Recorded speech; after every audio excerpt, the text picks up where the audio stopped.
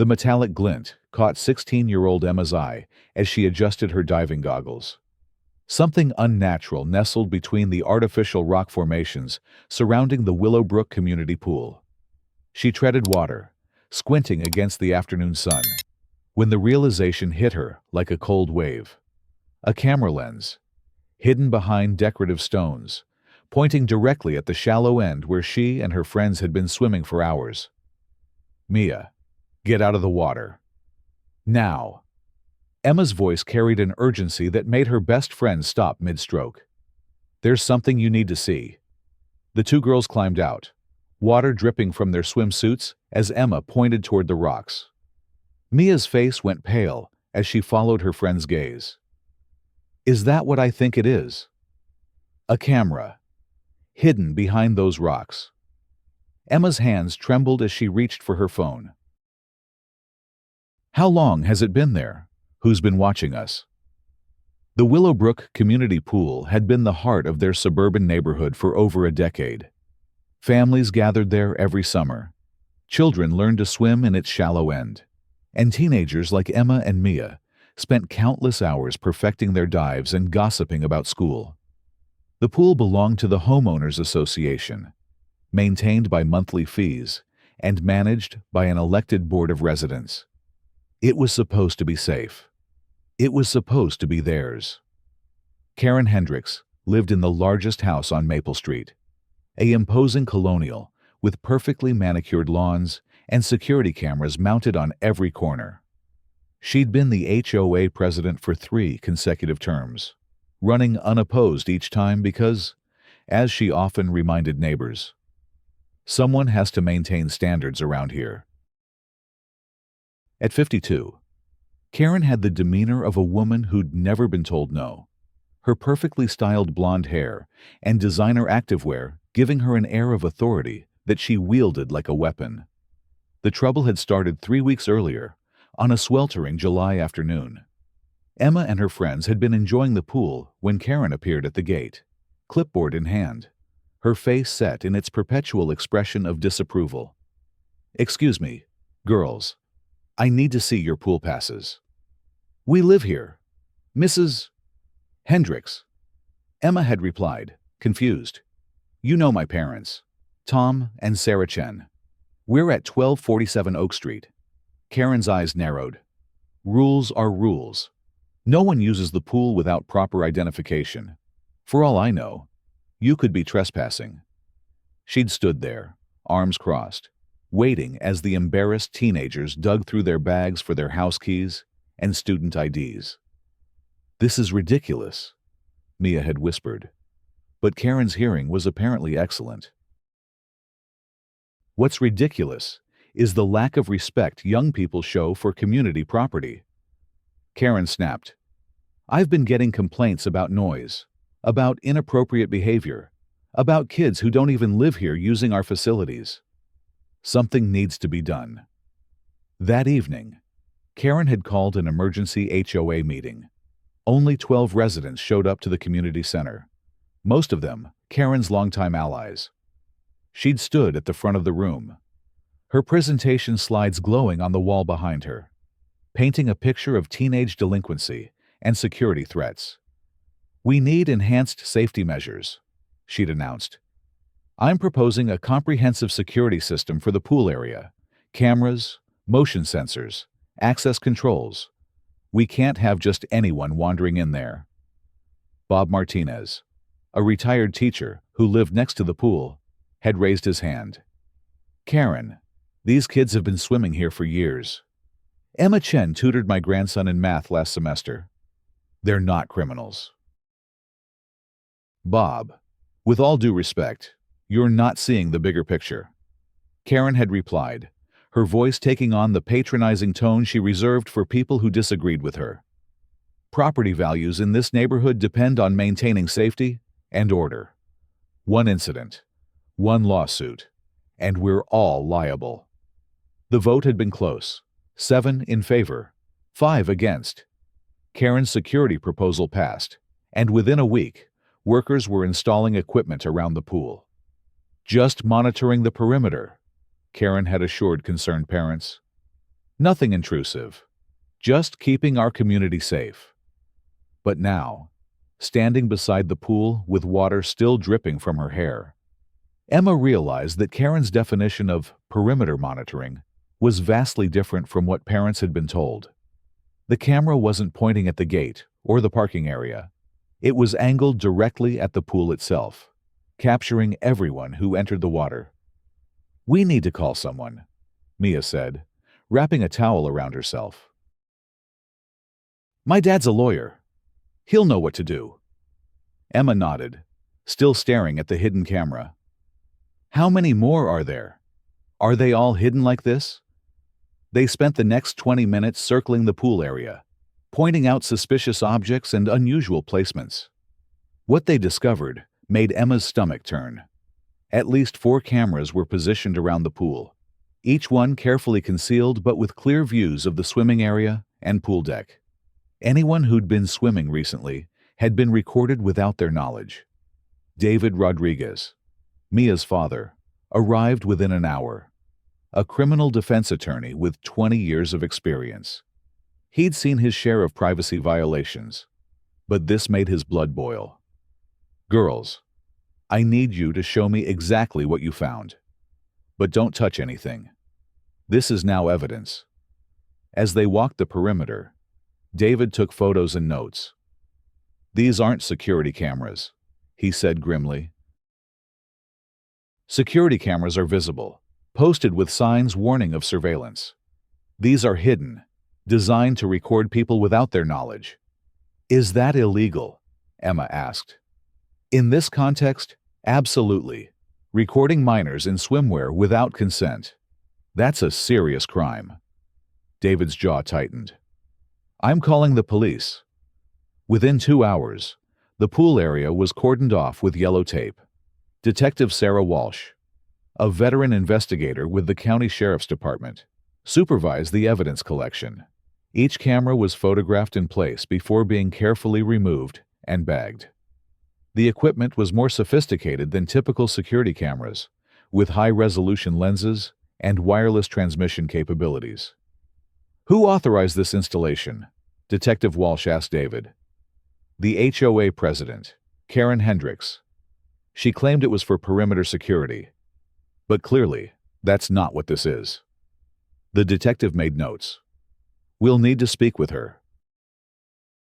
And we'll need a list of everyone who's used the pool in the past month." Word spread quickly through the neighborhood. Parents who'd dropped their children off at the pool felt sick, thinking about what had been recorded. Phone calls flew between houses as families tried to piece together who had been swimming when, and what might have been captured on camera. Karen's response was swift and defensive. When Detective Walsh knocked on her door that evening, Karen appeared in her doorway, wearing a silk robe and an expression of indignant surprise. "This is completely blown out of proportion. I installed those cameras for safety purposes only." "Ma'am, can you explain why the cameras were hidden and focused on the pool area itself, rather than the entrances?" Karen's perfectly composed facade cracked slightly. "I needed to monitor what was happening in the pool area. There have been incidents. Detective, noise complaints, inappropriate behavior. I had to document everything." "Are you aware that recording minors in swimwear without consent is illegal?" "Now wait just a minute. This is a community pool, not a private residence. I have every right to ensure that our property is being used appropriately." Karen's voice rose. "Those teenagers have been nothing but trouble, and their parents clearly aren't supervising them properly." Detective Walsh wasn't impressed. "I'm going to need to see any recorded footage you have, and I'll need access to your computer and any cloud storage accounts where this material might be stored." "Absolutely not. I know my rights. You can't just barge into my house and demand to see my private files." "Ma'am, I can come back with a warrant if necessary. But I'd prefer to handle this cooperatively." Karen slammed the door, but Detective Walsh could hear her on the phone immediately, presumably calling her lawyer. The investigation was just beginning, but already it was clear that Karen's safety monitoring was far more extensive than she'd initially admitted. The next morning brought the first shocking revelation. Dr. Jennifer Martinez, Bob's daughter-in-law and a cybersecurity expert, had been following the investigation with growing concern. When she learned about the wireless capabilities of the cameras, she decided to do some investigating of her own. "I ran a scan of local network traffic," Jennifer explained to Detective Walsh over the phone. "There's been significant data transmission from the pool area to an external server. Large video files, uploaded regularly over the past 3 weeks. External server, not just local storage." "That's right. And Detective, there's something else. I found traces of this footage posted on several websites. Amateur swimming videos, labeled as Teen Pool Party and Summer Fun. The timestamps match the periods when our kids were swimming." The line went silent. Detective Walsh felt her stomach drop. "Are you saying this footage was shared online, posted and downloaded hundreds of times? There are forums dedicated to this type of content. I can trace the IP address of the original uploads." "But Detective, you need to know that this content is now circulating widely." The investigation exploded into a multi-jurisdictional case involving federal authorities and cybercrime specialists. The FBI's Internet Crimes Against Children unit joined the investigation, treating the case as potential child exploitation. The scope of Karen's activities was far broader than anyone had imagined. When news of the online footage broke, the community's shock turned to rage. Parents who'd trusted Karen's explanation about safety monitoring now realized their children had been unknowingly recorded and their images distributed across the internet. The violation felt personal and devastating. Tom Chen, Emma's father, stood in his kitchen at 6 a.m, staring at his coffee cup with hollow eyes. "How do I tell my daughter that videos of her swimming are being passed around online by strangers?" His wife Sarah wrapped her arms around him. "We'll get through this. David Rodriguez says there are legal remedies. We can have the content removed, and we can make sure Karen faces consequences. But the damage is done. Emma's going to be mortified. All these kids, they're going to know that people they've never met have seen them in their swimsuits." The class action lawsuit was filed within a week.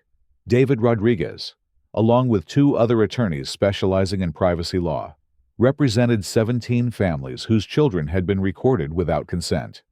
The charges were severe invasion of privacy, violation of federal laws protecting minors, intentional infliction of emotional distress, and conspiracy to distribute exploitative material. Karen's response was to double down on her original story. Through her attorney, she maintained that the cameras were installed for legitimate security purposes and that any online distribution was the result of a hack or unauthorized access. "My client is a victim here," her lawyer stated in a press conference. "She installed security equipment to protect the community, and someone else has maliciously used that footage." But the federal investigation was uncovering a different story. FBI computer forensics specialists found that the cameras had been configured to automatically upload footage to multiple cloud storage accounts, all registered under Karen's name. The uploads weren't random. They were specifically triggered by motion detection in the pool area during peak swimming hours. Agent Michael Torres, the lead federal investigator, reviewed the evidence with growing disgust. This wasn't a security system. This was a sophisticated surveillance operation designed to capture and distribute footage of minors in swimwear. The IP trace that Jennifer Martinez had begun led directly to Karen's home internet connection. Every upload, every forum post, every distribution of the illegal footage originated from her network. The timestamps showed that Karen had been actively managing the uploads, editing footage, and even responding to comments on the illegal websites. Detective Walsh felt sick as she reviewed the evidence. She wasn't just recording them. She was curating the footage, selecting the best angles, the most revealing moments. This was deliberate exploitation. The community's anger reached a boiling point when a local news investigation revealed the extent of Karen's online activities. Reporter Jessica Kim had spent weeks following the digital trail, and her findings were damning. Our investigation found that the accused uploaded over 200 hours of footage to at least 6 different websites over a 3-week period.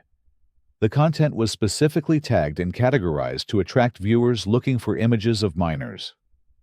The news report aired on a Tuesday evening, and by Wednesday morning, Karen's house was surrounded by angry neighbors. Someone had spray-painted "Predator" across her garage door. Her mailbox was filled with angry letters, and her phone rang constantly with threats and condemnation. Karen's attempts to maintain her innocence became increasingly desperate.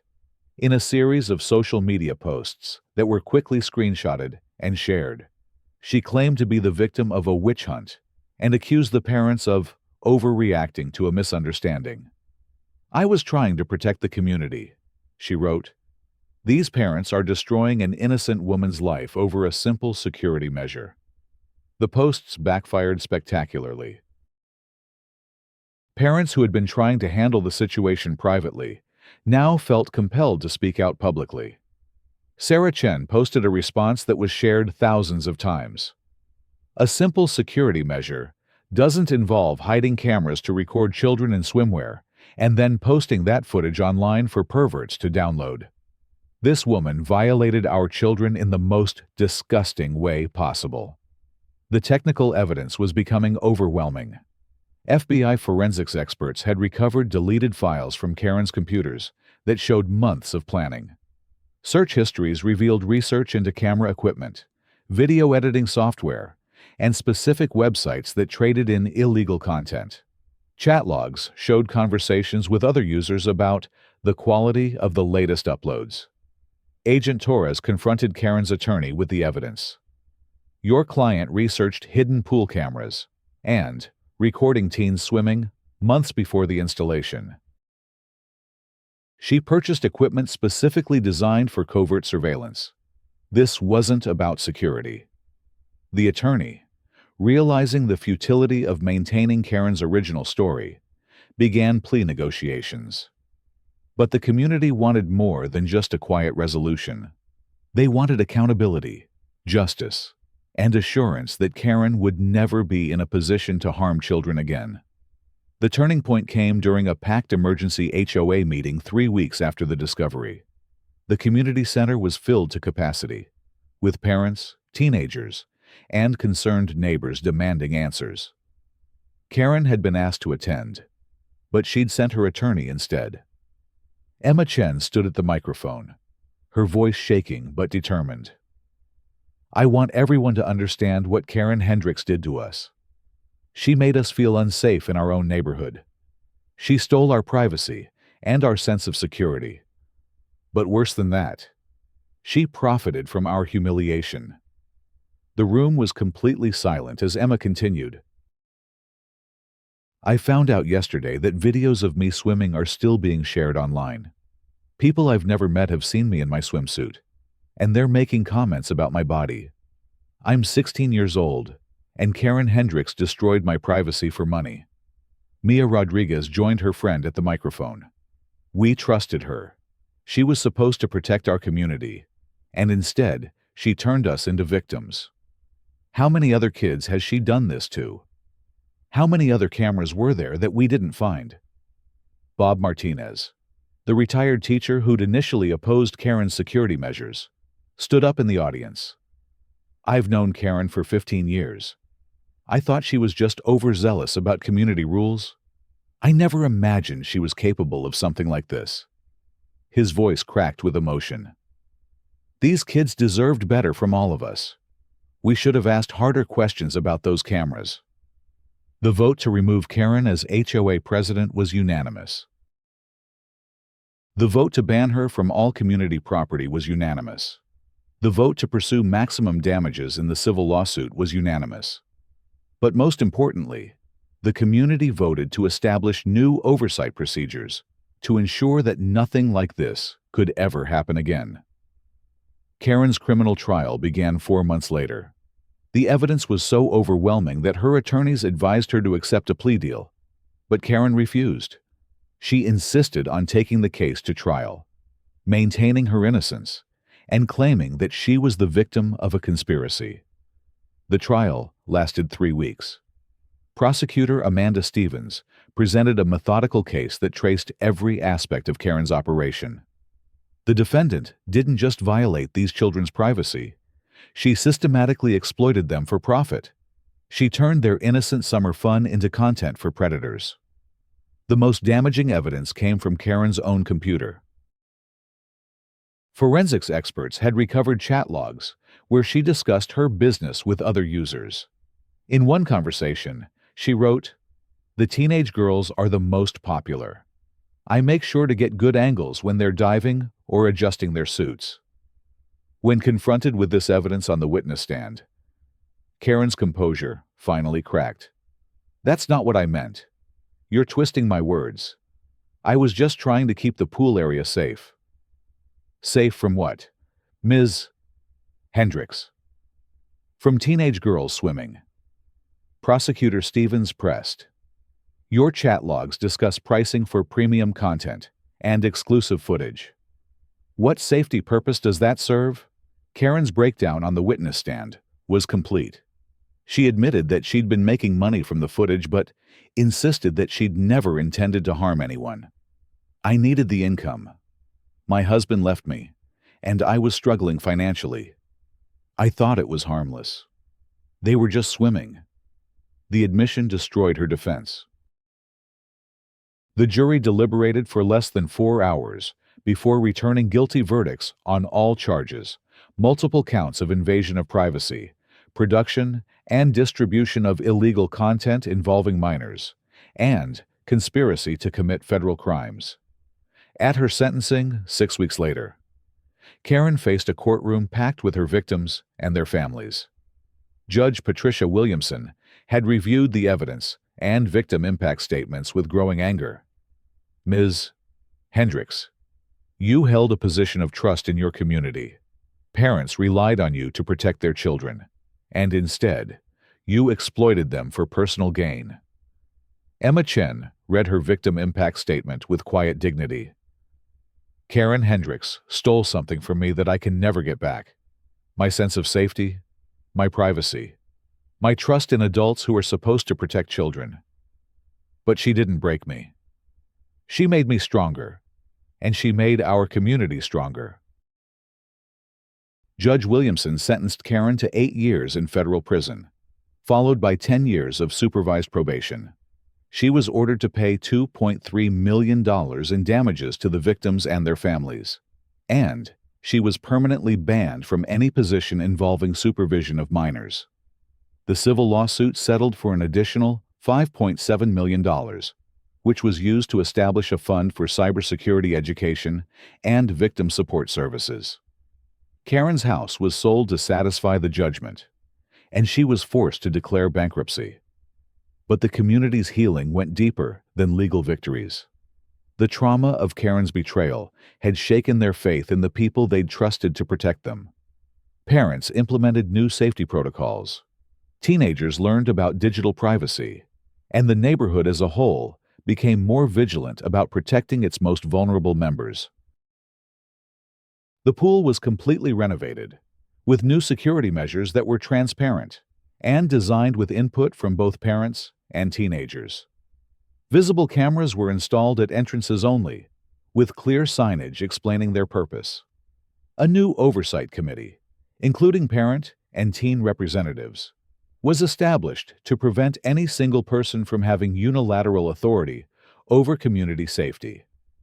Emma and Mia started a nonprofit organization called Digital Safety for Teens that educates young people about online privacy and predatory behavior. Their first presentation was to their own community, but word spread quickly, and they've now spoken at schools across 3 states. What Karen did was terrible, but we can't let it define us. Emma said during their first public presentation, "We can choose to be victims, or we can choose to be survivors who help other people avoid what we went through." The legal precedent set by Karen's case has been cited in dozens of similar prosecutions across the country. The combination of federal and state charges, along with the civil penalties, has become a model for how to address technological privacy violations involving minors. Dr. Jennifer Martinez, the cybersecurity expert who helped uncover the extent of Karen's activities, now works with law enforcement agencies to identify and prosecute similar cases. The technology that enabled Karen's crimes is becoming more sophisticated and more accessible. We need to stay ahead of predators who would exploit children. 2 years after Karen's sentencing, the Willowbrook community held its first Digital Safety Day at the renovated pool. Families gathered to learn about online privacy. Children practiced identifying suspicious behavior, and teenagers led workshops on social media safety. Emma, now 18 and preparing for college, reflected on how the experience had changed her. I used to think adults would always protect us. I learned that we have to protect ourselves and each other. But I also learned that when something terrible happens, good people will stand up and fight for what's right. Bob Martinez, now serving as the interim HOA president, spoke to the gathering about the lessons learned. We failed these kids initially by not asking harder questions about Karen's surveillance system. We won't make that mistake again. Transparency and accountability aren't just buzzwords. They're essential to keeping our community safe. The pool itself buzzed with activity as families enjoyed the renovated facility. Children splashed in the shallow end, while parents watched from clearly marked observation areas. Teenagers dove from the new diving board, laughing and competing as they had before Karen's crimes were discovered. But the cameras were gone. The hidden lenses, the wireless transmitters, the sophisticated equipment designed to capture and exploit. All of it had been removed and destroyed. In their place were simple, visible security cameras pointed at the entrances, with clear signs explaining their purpose and limitations. Mia Rodriguez, now a freshman at the local community college studying computer science, had become passionate about digital privacy rights. What happened to us was horrible, but it opened my eyes to how vulnerable we all are online. I want to help build systems that protect people instead of exploiting them. The families affected by Karen's crimes had formed lasting bonds through their shared experience. They'd supported each other through the investigation, the trial, and the long process of healing. Their children had learned hard lessons about trust and privacy, but they'd also learned about resilience and community support. David Rodriguez, the attorney who'd first responded to Emma's discovery, continued to handle privacy cases across the state. The Karen Hendricks case changed how we prosecute these crimes. It showed that communities can fight back effectively when they work together and demand accountability. Detective Walsh, now promoted to sergeant, used the case as a training example for other law enforcement officers. The technical evidence was crucial, but it was the community's courage that made the difference. These families refused to be quiet about what happened to their children. The federal investigation had uncovered a network of similar operations across the country. Karen's case became part of a larger effort to shut down exploitation networks and prosecute those who profit from violating children's privacy. The FBI's success in tracing the digital evidence led to improved techniques for investigating cybercrime. 3 years after the initial discovery, Karen remained in federal prison, her appeals exhausted, and her claims of innocence finally abandoned. Prison officials reported that she'd been diagnosed with narcissistic personality disorder and was receiving treatment, but she'd shown little genuine remorse for her actions. The $8 million settlement and judgment money had been used to establish the Willowbrook Digital Safety Foundation, which provided education and support to other communities facing similar violations. The foundation's work had helped identify and prosecute 12 other cases of hidden surveillance targeting minors. Emma and Mia's nonprofit had grown into a national organization with chapters in 43 states. Their presentations combined technical education with personal testimony, helping young people understand both the risks and the resources available to protect themselves. We want kids to know that if something like this happens to them, they're not alone. Mia explained during a presentation to a group of high school students. There are people who will believe them, who will fight for them, who will help them get justice. The pool remained the heart of the Willowbrook community, but it was now surrounded by safeguards that protected privacy while maintaining security. The children who swam there would never know the full extent of what had been prevented by their older siblings' courage and their parents' determination to seek justice. As Emma prepared to leave for college, she took one last evening swim at the pool where everything had started. The water was clear and warm, the setting sun painting the sky in shades of orange and pink. She thought about how much had changed since that afternoon when she'd first spotted the hidden camera. "You know what I'm most proud of," she said to Mia as they floated on their backs, looking up at the stars. "We didn't just survive what Karen did to us. We made sure it wouldn't happen to other kids. She thought she could get away with it because we were just kids." Mia replied, "She didn't count on us fighting back." The community had learned that safety doesn't come from surveillance, but from vigilance, transparency, and the courage to speak up when something is wrong. They'd learned that protecting children requires more than just good intentions. It requires systems of accountability that prevent any single person from having unchecked power over vulnerable populations. Most importantly, they'd learned that when good people stand together against predatory behavior, justice is possible. Karen Hendricks had tried to exploit their trust and their children's innocence, but in the end, she'd only succeeded in making the community stronger and more committed to protecting its most vulnerable members. The pool lights came on as darkness fell, illuminating the water with a warm, safe glow. Children's laughter echoed from the nearby playground, and parents sat on benches sharing stories and keeping watch. It was exactly what a community pool should be, a place where families could gather safely, where children could play freely, and where privacy was protected by transparency rather than violated by hidden cameras. Karen Hendricks had been sentenced, prosecuted, and removed from their lives. But her legacy lived on in the strengthened protections, the educated community, and the young people who'd learned that they have the power to fight back against those who would exploit them. The hidden cameras were gone, but the vigilance they'd inspired would protect future generations of children who deserve to swim, play, and grow up without fear of predatory surveillance.